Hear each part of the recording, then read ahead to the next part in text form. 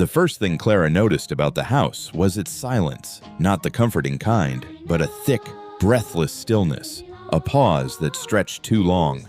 The realtor called it a fixer-upper with character. Clara called it an escape. After her sister's death, she craved distance from the pitying eyes and the memories that pressed in on her like fog. So, she bought the old farmhouse outside Ravensbrook, a place where no one knew her name. The neighbors whispered it had stood empty for decades, but no one knew why. The wallpaper was the worst part. Every room was wrapped in brittle layers of faded florals and geometric patterns, each more dismal than the last. In the bedroom upstairs, the paper bore dark shapes, like hands pressed too long against it. The air was thick with the smell of damp and old paper, faintly sweet, faintly rotten. On her first night, Clara dreamed of whispers, not voices but the rustling of dry leaves, or the sound of someone breathing through the walls. When she woke, the room was cold, the curtains trembling despite the closed windows. Her heartbeat thundered in her ears. "It's just the wind," she told herself, but the whisper came again, soft as a sigh. "Stay." During the day, the house felt different. Dust motes floated through sunlight, and she could almost convince herself the noises were nothing. Pipes settling, wood contracting. But at night, it came alive.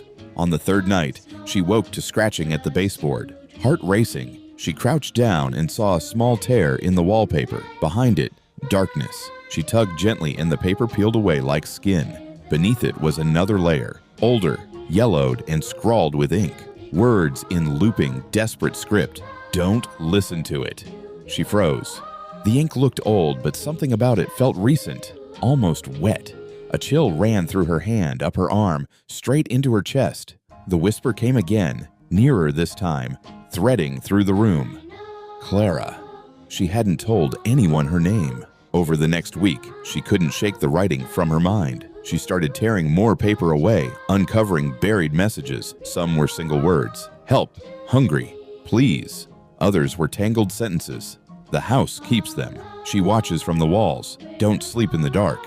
At first, she laughed it off, maybe a prank by the last tenant. But the whispers persisted, sometimes behind her, sometimes inside her skull.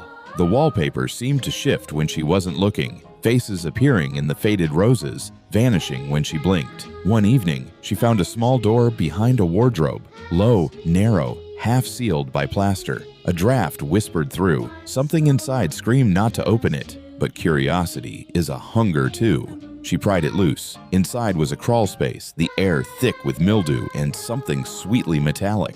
Her flashlight beam revealed walls scrawled with names, layered and overlapping. Near the bottom, she found her